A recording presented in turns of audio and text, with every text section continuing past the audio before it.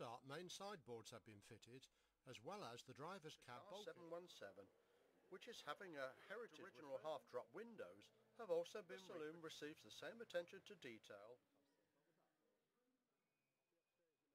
for the heaters to be secured, as well as note also that the curved and it is easier to bend a complete corner for something quite different. Once in the paint shop, the cars then have to be prepared. Attention can then go to new panel. The rubber mounting. Yellow. And 700 in its wartime livery, pressed to ensure proper contact.